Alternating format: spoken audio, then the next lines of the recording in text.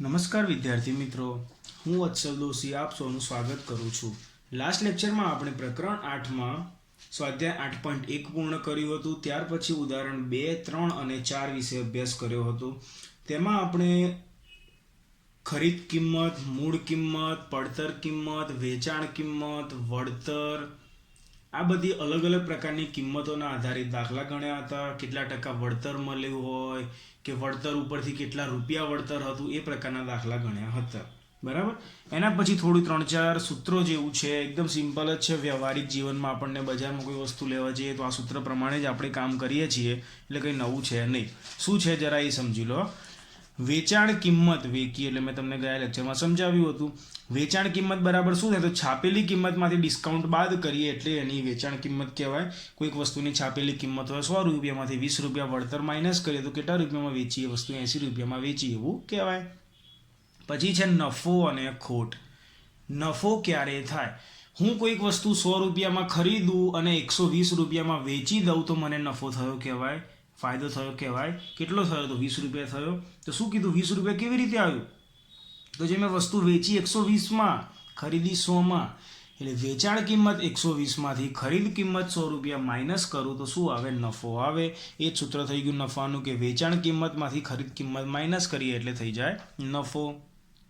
હવે વસ્તુ ખરીદી છે 100 રૂપિયાની અને વેચું છું 80 રૂપિયામાં, તો ખરીદ કિંમત કરતાં વેચાણ કિંમત ઓછી હોય તો શું કહેવાય? ખોટ. તો ખરીદ કિંમતમાંથી જો વેચાણ કિંમત માઇનસ કરવી પડે તો થઈ ગયું ખોટ. બરાબર. પછી પડતર કિંમત મેં તમને ગયા લેક્ચરમાં સમજાવ્યું હતું. કોઈ વસ્તુ હું 100 રૂપિયામાં લાવું, એમાં 20 રૂપિયાનો ખર્ચો કરાવું, બરાબર, તો એ આપણને કેટલા રૂપિયામાં પડી કહેવાય? એ વસ્તુ 120 રૂપિયામાં પડી એવું કહેવાય. બરાબર. તો પડતર કિંમત એટલે શું? તો ખરીદ કિંમતમાં જેટલો ખર્ચો ઉમેરીએ એટલે આપણને એ વસ્તુ એટલામાં પડી એવું કહેવાય. બરાબર. એ આપણી પડતર કિંમત થઈ ગઈ. ક્લિયર? તો આ થોડા સૂત્રોના આધારિત હવે દાખલા આવશે. એમાં પહેલો છે ઉદાહરણ 5. સોહને એક જૂનું ફ્રીજ રૂપિયા 2500માં ખરીદ્યું. 2500 રૂપિયામાં એક ફ્રીજ ખરીદ્યું એટલે એની ખરીદ કિંમત કેટલી થઈ ગઈ? 2500 રૂપિયા. તેમાં તેણે 500 રૂપિયાનો ખર્ચો કર્યો. હવે ખર્ચો આવે એટલે પહેલાં તેની પડતર કિંમત શોધી દેવાની, પછી રકમ વાંચવાની ચાલુ કરવાની. તો પહેલું આવી જશે પડતર કિંમત બરાબર ખરીદ કિંમત વત્તા ખર્ચ. ખરીદ કિંમત કેટલી હતી? 2500 વત્તા ખર્ચ કેટલો થયો? તો 500. 2500 વત્તા 500 એટલે કેટલા થઈ ગયા? 3000 થઈ ગયા. તો 3000 રૂપિયા એની પડતર કિંમત થઈ. બરાબર. હવે રકમ આગળ વાંચીએ. અને 3300માં વેચી દીધું. એને વસ્તુ ફ્રીજ પડ્યું છે કેટલામાં? 3000માં. વેચ્યું કેટલામાં? 3300માં. એટલે પડતર કિંમત કે ખરીદ કિંમત કરતાં વેચાણ કિંમત કેવી થઈ ગઈ? વધારે થઈ ગઈ. એટલે અહીં આ પકી એટલે પડતર કિંમત કરતાં વેકી એટલે વેચાણ કિંમત વધારે છે. આથી નફો થયો કહેવાય. બરાબર. એને પછી જેટલામાં વસ્તુ પડી છે એનાથી વધારેમાં વેચી દીધી. તો નફાનું સૂત્ર શું? તો નફો બરાબર વેચાણ કિંમત માઇનસ પડતર કિંમત હોય, કાં તો ખરીદ કિંમત હોય, કાં તો મૂળ કિંમત હોય, કોઈ પણ હોઈ શકે. બરાબર. વેચાણ કિંમત છે 3300, પડતર કિંમત હતી 3000, તો કેટલા રૂપિયા? 300 રૂપિયા નફો થઈ ગયો. ઓકે. તો તેને કેટલો નફો અથવા ખોટની ટકાવારી શોધો. જો નફો થાય છે કે ખોટ થાય છે એવું રકમમાં કીધું નથી, પણ આપણે સમજી ગયા કે આને શું થયું કહેવાય? નફો થયો કહેવાય. એટલે આપણા ખોટ કામની નથી, પણ એની ટકાવારી શોધવાની છે. આ શું આવ્યું? રૂપિયા આવ્યું. કે કોઈક વસ્તુ જો 3300 રૂપિયામાં વેચીએ અને 3000 આપણી પડતર કિંમત હોય તો એ આપણો 300 રૂપિયા નફો થયો. મેં તમને કીધું હતું ગયા લેક્ચરમાં કે કોઈ વળતર, ડિસ્કાઉન્ટની ટકાવારી, નફો કે ખોટની ટકાવારી અને જીએસટી આવશે. બધી ટકાવારી આપણી મૂળ કિંમત કે છાપેલી કિંમત કે આપણી પડતર કિંમત ઉપર શોધાય. બરાબર. તો અહીંયા આપણી પડતર કિંમત કેટલી છે? 3000. હવે ટકા શોધવાના છે એટલે 100ની સામે પ્રશ્નાર્થ આવશે. જો 3000 રૂપિયા પડતર કિંમત હોય તો 300 રૂપિયા નફો થયો. 3000માં આપણને વસ્તુ પડી છે અને 300 રૂપિયા નફો થયો. તો 3000 રૂપિયા પડતર કિંમત હોય તો 300 રૂપિયા નફો. પરંતુ જો 100 રૂપિયા પડતર કિંમત હોય તો નફો કેટલા? 100 × 300 ભાગ્યા 3000. આ છેદ ઉડાડશો તો આવશે 10 અને 100ની સામે ક્વેશ્ચન માં એટલે જવાબમાં શું આવશે? ટકા. નફાની વાત છે તો નફો થયો કહેવાય. બરાબર. એનો મતલબ કે સોહને જૂનું ફ્રીજ 2500માં ખરીદ્યું, 500 રૂપિયા ખર્ચો કર્યો અને 3300માં વેચી દીધું. તો જે 300 રૂપિયા એટલે કે 10% એને નફો થયો કહેવાય. ઓકે મિત્રો, ખબર પડી ગઈ? ગુડ. એના પછી છઠ્ઠું ઉદાહરણ. એક દુકાનદારે રૂપિયા 10 લેખે 200 વીજળીના ઘોડા ખરીદ્યા. 10 રૂપિયાનો એક એવા 200 વીજળીના ઘોડા ખરીદ્યા. પહેલાં તો દુકાનદારની કુલ ખરીદ કિંમત કેટલા રૂપિયાનું કુલ એને ખરીદ્યું દુકાનદારે? ત્યાં હોલસેલ માર્કેટમાંથી લાવ્યો હશે. તો તો 10 રૂપિયા ગુણ્યા 200 ગોળા એટલે કે 2000 રૂપિયાનું એને ખરીદ્યું પહેલાં તો, બરાબર. આમાંથી 5 વીજળીના ગોળા ઉડી ગયા અને ફેંકી દેવા પડ્યા. બાકીના ગોળાઓ 12 રૂપિયા પ્રતિ ગોળા લેખે વેચાયા. બાકીના ગોળાઓ એટલે જે કુલ 200 ગોળાઓ હતા એમાંથી 5 બગડી ગયા, તો કેટલા બાકી રહ્યા? તો બાકી રહેલા ગોળાઓ કુલ 200માંથી 5 બગડી ગયા તો કેટલા વધ્યા? 195 વધ્યા. હવે દુકાનદાર એ 195 ગોળાઓ 12 રૂપિયા પ્રતિ ગોળા લેખે વેચે છે. 200 તો વેચી નહીં શકે કેમ કે 5 તો બગડી ગયા અને ફેંકી દીધા. એવું તો નથી કર્યું કે દુકાનદારે 5 બગડેલા ગોળા પણ વેચી દીધા. 5 બગડેલા ગોળા શું કર્યું? એને ફેંકી દેવા પડે. એટલે કેટલા વેચશે? 195 વેચી શકશે. તો દુકાનદારની કુલ ખરીદ કિંમત હતી 2000 રૂપિયા, 10 ગુણ્યા 200 ગોળા લેખે. પરંતુ દુકાનદારની વેચાણ કિંમત તો 12 ગુણ્યા 195 એટલે થશે 2340 રૂપિયા. તો ખરીદ કિંમત 2000, વેચાણ કિંમત 2340. ખરીદ કિંમત કરતાં વેચાણ કિંમત વધારે હોય તો શું થયું કહેવાય? નફો થયો કહેવાય, બરાબર. ખરીદ કિંમત કરતાં વેચાણ કિંમત વધારે છે તો એ જ વસ્તુ અહીંયા લખી કે અહીં એની ખરીદ કિંમત ખકી કરતાં વેકી એટલે વેચાણ કિંમત વધારે છે, આથી નફો થયો કહેવાય. નફો કેટલો? તો વેચાણ કિંમત માઇનસ ખરીદ કિંમત. 2340 વેચાણ કિંમત છે માઇનસ 2000 રૂપિયા ખરીદ કિંમત છે એટલે કેટલા? 340 રૂપિયા નફો થયો કહેવાય. આ તો નફો આવ્યો. રકમમાં શું હતું જુઓ, નફો કે ખોટની ટકાવારી શોધો. આપણે ટકાવારી શોધવાની, બરાબર. ટકાવારી શેના ઉપર શોધાશે? પહેલાં તો આપણી જે નફો થયો શેના ઉપર શોધવું પડ્યો કહેવાય? કાં તો ખરીદ કિંમત કાં તો પડતર કિંમત. જો 2000 રૂપિયા એની ખરીદ કિંમત હતી 200 ગોળાની 10 રૂપિયા લેખે, તો 340 રૂપિયા નફો થયો કહેવાય. તો 100 રૂપિયાની સામે કેટલા? 100 રૂપિયાની સામે આવે એટલે ટકામાં જવાબ આવી જશે. તો 100 ગુણ્યા 340 ભાગ્યા 2000 છેદ ઉડાડશો એટલે આવશે 17. 100ની સામે છે એટલે ટકા અને નફાની વાત છે એટલે 17% નફો થયો કહેવાય. એટલે કે દુકાનદાર 10 રૂપિયા લેખે 200 ગોળા લાવશે એટલે કુલ ખરીદ કિંમત 2000 થઈ. 5 ગોળા બગડી ગયા એટલે 12 રૂપિયા લેખે 195 ગોળા વેચશે તો એની વેચાણ કિંમત 2340 રૂપિયા. તો નફો થયો 340 રૂપિયા એટલે કે 17% નફો થયો કહેવાય. ઓકે મિત્રો. એના પછી છે ઉદાહરણ 7. મીનુએ 2 પંખા રૂપિયા 1200 લેખે ખરીદ્યા. એક પંખાના 1200, બીજા પંખાના 1200 એટલે મીનુની કુલ ખરીદ કિંમત કેટલી થઈ ગઈ? તો 2 ગુણ્યા 1200 એટલે 2400 રૂપિયા થઈ ગઈ કુલ ખરીદ કિંમત. ઓકે. તેણે એક પંખો 5%ની ખોટ સાથે અને બીજો 10% નફા સાથે વેચ્યો. તો એક પંખો જે 5% ખોટ સાથે વેચ્યો એ પંખાનું અલગ કેલ્ક્યુલેશન કરીએ અને બીજો પંખો જે 10% નફા સાથે વેચ્યો એનું અલગ કેલ્ક્યુલેશન કરીએ, બરાબર. તો 5% ખોટ, ધારો કે 100 રૂપિયાનો પંખો ખરીદ્યો હોય તો એને કેટલામાં વેચ્યો કહેવાય? 5% ખોટ એટલે 95માં વેચ્યો એવું કહેવાય. કેમ કે 100માંથી 5 રૂપિયા ખોટ એટલે 100 માઇનસ 5 95 થાય. તો ધારો કે જો 100 રૂપિયા ખરીદ કિંમત હોય, કેમ કે ટકાવારી આપી છે એટલે 100ની સામે કંઈક કિંમત આવશે. ટકાવારી શોધવાની હોય ત્યારે 100ની સામે પ્રશ્ન ચિહ્ન આવે, બરાબર.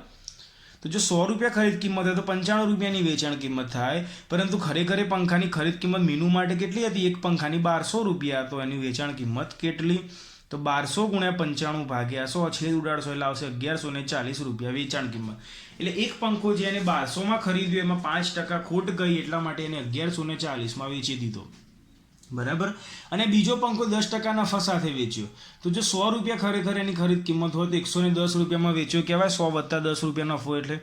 પરંતુ ખરેખર એની ખરીદ કિંમત કેટલી છે? 1200. તો એની વેચાણ કિંમત કેટલી? 1200 ગુણ્યા 110 ભાગ્યા 100.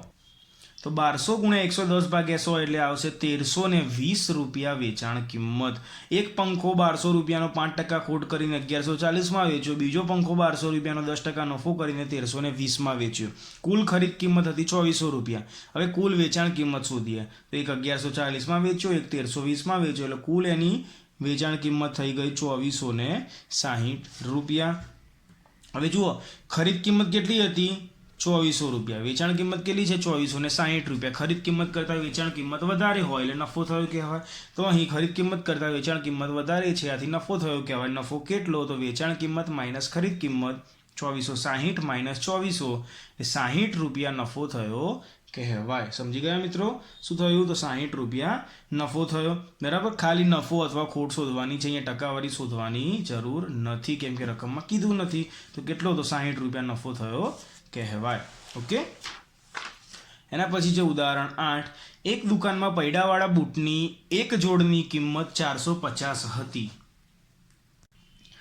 તેના પર 5% જીએસટી લેવામાં આવ્યો તો બિલની રકમ શોધો. જુઓ હવે નફા ખોટનું ગણ ભણ્યા આપણે, વળતર ડિસ્કાઉન્ટનું ભણ્યા હવે નવો ટોપિક આવ્યો જીએસટી.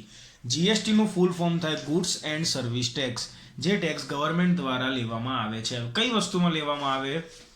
તો એવી કોઈ પણ વસ્તુ જે વસ્તુ આપણે દુકાનદાર જોડેથી લઈએ અને દુકાનદાર આપણને બિલ આપે તો એ વસ્તુ ઉપર જીએસટી લાગે. બરાબર, જીએસટી લાગે એટલે વધારાનું થાય. ધારો કે કોઈક વસ્તુ 100 રૂપિયાની આપણે ખરીદી, એટલે એની ખરીદ કિંમત છે. જો આપણે રોકડા આપીને વસ્તુ લઈએ તો આપણે એને 100 જ રૂપિયા આપવાના છીએ. બરાબર, પણ દુકાનદાર એમ કહેશે કે ના, હું તો બિલ બનાવીને જ આપીશ, અને ગવર્મેન્ટે નક્કી કર્યું હોય કે ધારો કે એ વસ્તુ ઉપર 18% જીએસટી, એટલે 18 રૂપિયા જો જીએસટી લાગે છે, એવું ગવર્મેન્ટનું નક્કી જ કરેલું હોય કે દરેક વસ્તુ પર કેટલો જીએસટી લાગે. બરાબર, તો દુકાનદાર શું કહે છે કે ના, હું તમને 100માં આપીશ, પણ બિલ તો મારે બનાવવું જ પડશે. એટલે 100 + 18 રૂપિયા જીએસટી એટલે 118 રૂપિયાનું બિલ બન્યું. શું થયું? 118 રૂપિયાનું બિલ બન્યું. એટલે આપણે એને ચૂકવવા કેટલા પડશે? હવે 100ની જગ્યાએ 118 રૂપિયા ચૂકવવા પડશે. બરાબર, સમજી ગયા? તો આ વસ્તુ થઈ જીએસટીની. કોઈ પણ ખરીદ કિંમત આપણે નક્કી કરી, ભલે ને 100 રૂપિયાની વસ્તુ હોય, આપણે એને 20 રૂપિયા ડિસ્કાઉન્ટ લીધું એટલે આપણને 80 રૂપિયા થઈ. હવે 80 રૂપિયામાં એ એમ કહે છે કે 10 રૂપિયા જીએસટી લાગશે, તો આપણે એને 90 રૂપિયા આપવા પડે. બરાબર, આ ગવર્મેન્ટનો રૂલ્સ જ છે. આને કહેવાય જીએસટી. બરાબર, એ જીએસટી આવે ત્યારે બિલ શબ્દ હોય, બિલ બને એટલે પ્લસ થાય. શેમાં પ્લસ થાય? તો ખરીદ કિંમતમાં પ્લસ થાય. તો પૈડાવાળા એક બૂટની જોડની કિંમત 450 રૂપિયા હતી, એમાં 5% જીએસટી લાદવામાં આવે. એટલે ધારો કે જો 100 રૂપિયા કિંમત હોય તો 5 રૂપિયા જીએસટી લાગે છે, તો 450 રૂપિયા કિંમત હોય તો જીએસટી કેટલું લાગે? તો 450 × 5 / 100 એટલે કેટલું થશે? 22.5 રૂપિયા જીએસટી લાગશે. હવે કહે છે કે બિલની રકમ કેટલી? તો બિલની રકમ શું થાય? તો જે આપણે કિંમત નક્કી કરી હોય એમાં જીએસટી ઉમેરવું પડે. તો બિલની રકમ બરાબર બૂટની કિંમત વત્તા જીએસટી. બૂટની કિંમત કેટલી હતી? તો 450 વત્તા જીએસટી કેટલું આવ્યું? તો 22.5. એટલે શું આવ્યું? 472.5 રૂપિયા શું થઈ ગયું? બિલની રકમ આપણે ચૂકવવી પડે. ઓકે, એના પછી જે ઉદાહરણ 9, વહીદા ₹2240માં 12% જીએસટી સાથે એર કુલરની ખરીદી કરે છે. 2240માં 12% જીએસટી સાથે, એટલે કે આ 2240 શું છે? તો એ બિલની રકમ થઈ ગઈ. વહીદા આટલા રૂપિયા આલીને એર કુલરની ખરીદી કરી દે છે, એટલે 12% જીએસટી લાગી જ ગયો છે ઓલરેડી. તો ટેક્સ લાગ્યા પહેલાની કિંમત શોધો. જેમ કે અહીંયા હતું ને કે આ બિલની રકમ બરાબર બૂટની કિંમત વત્તા જીએસટી. અહીંયા રકમમાં શું કર્યું છે? વહીદાએ આ બિલની રકમ જ 2240 આપી દીધી, જીએસટી 12% કહી દીધું. તો બૂટની કિંમત હતી, જેમ કે અહીંયા શું છે? Air cooler. તો એર કુલરની કિંમત કેટલી થાય એ આપણે શોધવાનું. ઓકે, સમજી ગયા? તો જો 12% જીએસટી લાગ્યો, એટલે ધારો કે જો 100 રૂપિયાની વસ્તુ હોય તો બિલની રકમ શું થાય? આ બિલની રકમ 112 રૂપિયા થાય, કેમ કે 12% જીએસટી લાગ્યો. હવે ઊંધું વિચારીએ કે જો બિલની રકમ 112 હોય તો 100 રૂપિયા શું થાય? એની કિંમત થઈ ગઈ. તે જ વસ્તુ અહીંયા લખી કે આપણે અહીંયા બિલની રકમ આપેલી છે, આપણે મૂળ કિંમત શોધવાની છે. ધારો કે જો બિલની રકમ 112 રૂપિયા હોય તો એની કિંમત કેટલી હોય? 100 રૂપિયા હોય. પરંતુ અહીંયા બિલની રકમ કેટલી છે? 2240 રૂપિયા બિલની રકમ હોય તો એની કિંમત કેટલી? 2240 × 100 / 112. અહીંયા ટકા આપી દીધા છે એટલે 100ની સામે કંઈક છે. ભૂલથી પણ આનું ત્રિપદી પદ એવું ના બનાવતા કે 100 એ 112 તો 2240 કેટલું હોય, તો ખોટું પડશે. કેમ કે આપણે જે હોય એની નીચે એની કિંમત લખવાની, કે અહીંયા બિલની રકમ છે આપેલી છે તો અહીંયા બિલની રકમ જ હોવી જોઈએ. તો આવશે 2000 રૂપિયા ટેક્સ લાગ્યા પહેલાંની કિંમત હોય. એટલે કે 2000 રૂપિયાનું એર કુલર હતું, એમાં 12% જીએસટી લાગીને 2240 રૂપિયા વહીદાએ ચૂકવ્યા હશે. ઓકે, તો ટેક્સ લાગ્યા પહેલાંની કિંમત કેટલી હોય? 2000 રૂપિયા હોય. એના પછી ઉદાહરણ 10, સલીમ એક વસ્તુ 784 રૂપિયામાં ખરીદે છે, જેમાં 12% જીએસટી સામેલ છે. આ વહીદાવાળો જે દાખલો કર્યો ઉદાહરણ 9 એના જેવો જ છે. 784 રૂપિયામાં જીએસટી સામેલ જ છે. તો જેમાં અહીંયા ત્રિપદી પદ મૂક્યું તો એવું જ અહીંયા આવશે કે 112 રૂપિયા જો બિલની રકમ અહીંયા 12% છે એટલે 112, 18% હોય તો 118, 5% હોય તો 105 આવે. બરાબર, 112 રૂપિયા બિલની રકમ હોય તો 100 રૂપિયાની કિંમત થાય. બિલની કિંમત કેટલી છે સલીમની? 784 રૂપિયા. તો એની કિંમત કેટલી? 784 × 100 / 112 એટલે આવશે 700 રૂપિયા, જે શું કહેવાય? ટેક્સ લાગ્યા પહેલાંની કિંમત. એટલે 700 રૂપિયામાં સલીમે નક્કી કરી વસ્તુ, પણ એમાં 12% જીએસટી લાગીને બિલ કેટલાનું બન્યું? 784નું બન્યું કહેવાય. ઓકે મિત્રો, તો અહીંયા આપણે ઉદાહરણ પૂરા થાય છે. એના પછી આવે છે સ્વાધ્યાય 8.2. એમાં પહેલો પ્રશ્ન છે, એક વ્યક્તિને તેના પગારમાં 10%નો વધારો મળ્યો. જો તેનો નવો પગાર 1,54,000 થયો હોય તો મૂળ પગાર શોધો. શું કહે છે? કોઈક જૂનો પગાર હતો એમાં 10% વધારો મળી ગયો અને વધારો મળ્યા પછી એનો પગાર થાય છે 1,54,000. ધારો કે એનો મૂળ પગાર 100 રૂપિયા હોય, બરાબર, એને વધારો મળ્યો ધારો કે 10% એટલે 10 રૂપિયાનો, તો નવો પગાર શું થઈ ગયો? 110 રૂપિયા થઈ ગયો. એવું જ કંઈક અહીંયા છે. શું આપ્યું છે? વધારો આપ્યો છે, નવો પગાર આપ્યો છે, પણ મૂળ પગાર આપ્યો નથી. બરાબર. અહીંયા શું ત્રિપદી પદ આવશે કે ધારો કે જો નવો પગાર 110 રૂપિયા હોય તો જૂનો પગાર શું થાય? 100 રૂપિયા થાય. બરાબર. પરંતુ નવો પગાર કેટલો છે? 1,54,000. તો જૂનો પગાર કેટલો? બની ગયું એકદમ સિમ્પલ ત્રિપદી પદ. તો 1,54,000 ગુણ્યા 100 ભાગ્યા 110 છેદ ઉડાડશો એટલે આવશે 1,40,000 જે એનો મૂળ પગાર હોય. એટલે ગઈ સાલ 1,40,000 પગાર હોય તો 10% વધીને એનો નવો પગાર કેટલો થાય? 1,54,000 થાય. ઓકે. એના પછી બીજો, રવિવારે 845 લોકોએ પ્રાણી સંગ્રહાલયની મુલાકાત લીધી. સોમવારે માત્ર 169 લોકો ગયા. રવિવારે 845 લોકો ગયા, સોમવારે ખાલી 169 લોકો ગયા. તો સોમવારે પ્રાણી સંગ્રહાલયની મુલાકાત લેનાર લોકોની સંખ્યામાં કેટલા ટકા ઘટાડો થયો? હું એમ કહું રવિવારે 100 જણા ગયા, સોમવારે 60 જણા ગયા, તો કેટલો ઘટાડો થયો? તો 40નો ઘટાડો થયો. બરાબર. એ જ વસ્તુ છે કે મુલાકાતીઓની સંખ્યામાં થયેલો ઘટાડો. રવિવારની સંખ્યા માઇનસ સોમવારની સંખ્યા. રવિવારે હતા 845, સોમવારે હતા 169. તો 845 માઇનસ 169 એટલે 676 સંખ્યાનો ઘટાડો થયો. બરાબર. ઘટાડો એટલે ખોટ, એક પ્રકારની ખોટ હોય કે નફો હોય. શેના ઉપર આવે? મૂળ કિંમત ના આવે, મૂળ સંખ્યા ઉપર આવે. મૂળ સંખ્યા શું હતી? મૂળ એટલે આધાર. 845 હતો રવિવારનો આધાર. રવિવારની સરખામણીમાં કરીને સોમવારની ગણતરી. બરાબર. તો જો 845 લોકો હોય તો 676 સંખ્યાનો ઘટાડો થયો. તો ધારો કે 100 લોકો હોય તો કેટલાનો ઘટાડો? 100ની સામે ક્વેશ્ચન માર્ક એટલે ટકામાં જવાબ આવશે. તો 100 ગુણ્યા 676 ભાગ્યા 845 છેદ ઉડાડશો એટલે આવશે 80%. કેમ કે 100ની સામે ક્વેશ્ચન માર્ક છે એટલે. તો 80%નો ઘટાડો થયો કહેવાય. રવિવારે જે 845 લોકો હતા, સોમવારે જે ખાલી 169 લોકો થઈ ગયા, એટલે કેટલા લોકોનો ઘટાડો? તો 676 લોકોનો. પણ કેટલા ટકાનો ઘટાડો? તો 80%નો ઘટાડો થયો કહેવાય. એટલે કે 80% ખોટ ગઈ રવિવાર કરતાં સોમવારમાં. બરાબર. ઓકે. એના પછી છે ઉદાહરણ 3, સ્વાધ્યાય 8.2નો પ્રશ્ન 3. એક દુકાનદાર 2400 રૂપિયામાં 80 વસ્તુઓ ખરીદે છે અને તેને 16% નફા સાથે વેચે છે. તો એક વસ્તુની વેચાણ કિંમત શોધો. 2400 રૂપિયા કુલ આપીને 80 વસ્તુ ખરીદે છે. પહેલાં તો આપણે એક વસ્તુની ખરીદ કિંમત શોધીએ. તો એક વસ્તુની ખરીદ કિંમત બરાબર 2400 રૂપિયા આપીને 80 વસ્તુ, તો 2400 ભાગ્યા 80 એટલે 30 રૂપિયાની એક વસ્તુ ખરીદે છે પહેલાં તો. હવે એના પર 16% નફો લે છે. ધારો કે જો 100 રૂપિયા ખરીદ કિંમત હોય તો 116 રૂપિયા વેચાણ કિંમત થાય. 16 રૂપિયા નફો ઉમેરી દઈએ તો. બરાબર. એટલે જો 100 રૂપિયા ખરીદ કિંમત હોય તો 116 રૂપિયા વેચાણ કિંમત થાય. પરંતુ ખરેખર એક વસ્તુની ખરીદ કિંમત કેટલી હતી? 30 રૂપિયા. તો એની વેચાણ કિંમત કેટલી? તો 30 ગુણ્યા 116 ભાગ્યા 100 એટલે આવશે 34.80 રૂપિયા એક વસ્તુની વેચાણ કિંમત. અહીંયા એક વસ્તુની વેચાણ કિંમત કીધી છે એટલા માટે એક વસ્તુની સુધી. જો 80 એ 80 વસ્તુની કુલ વેચાણ કિંમત કે તો 34.80 ગુણ્યા 80 કરવા પડે તો કુલ દરેક વસ્તુની વેચાણ કિંમત મળી જાય. ઓકે. તો આ તો ત્રીજો પ્રશ્ન. એના પછી જે ચોથો પ્રશ્ન, એક વસ્તુની કિંમત 15,500 રૂપિયા હતી, તેના પર 450 રૂપિયાનું સમારકામ કરવામાં આવ્યું. સમારકામ એટલે ખર્ચો. તો પહેલાં તો આપણે એની પડતર કિંમત શોધવી પડશે. મેં તમને સમજાવ્યું હતું ઉદાહરણમાં. તો વસ્તુની પડતર કિંમત બરાબર ખરીદ કિંમત વત્તા સમારકામનો ખર્ચ. બરાબર. કાં તો કોઈ પણ પ્રકારનો ખર્ચ હોય કાં તો સમારકામ એટલે રિપેરિંગ. ખરીદ કિંમત છે 15,500 વત્તા 450 રૂપિયા સમારકામ એટલે 15,950 રૂપિયા. એ શું થઈ ગયું? વસ્તુની પડતર કિંમત. એ વસ્તુ કેટલામાં પડી કહેવાય? અને 15,950માં. હવે જોઈએ, જો તેને 15% નફા સાથે વેચવામાં આવે. હવે આ 15,950માં એને વસ્તુ પડી છે, એની પડતર કિંમત છે, એમાં એને 15% નફો કરીને વેચવું છે, તો વેચાણ કિંમત કેટલી થાય? ટકા આપી દીધા.